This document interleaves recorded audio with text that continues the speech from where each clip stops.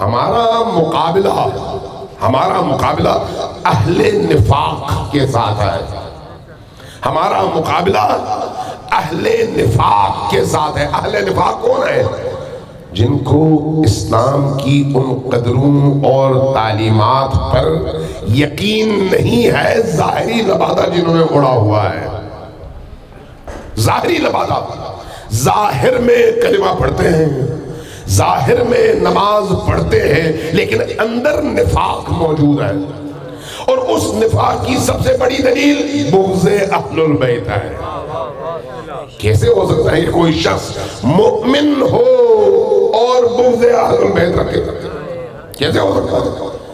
اہل البیت کا بغض اور ایمان ایک دل میں جمع کیسے ہو سکتے ہیں؟ اہل البیت کا بغض نجاست ہے، ایمان طہارت ہے.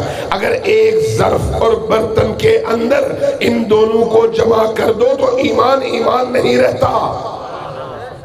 توجہ دیا آپ نے میرے کیا عرض کیا؟ آب زمزم لے آئے مکہ سے، ایک برتن میں رکھ دیں.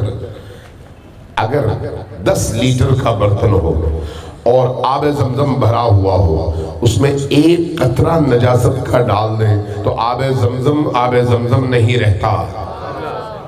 بات سمجھ آ رہی ہے؟ آب زمزم نہیں رہتا.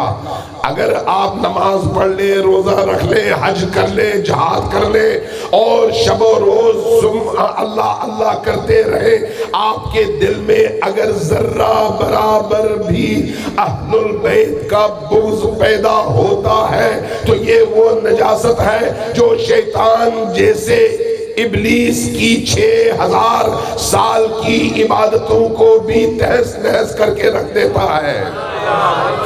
آپ کس کھیت کی مولیاں ہیں؟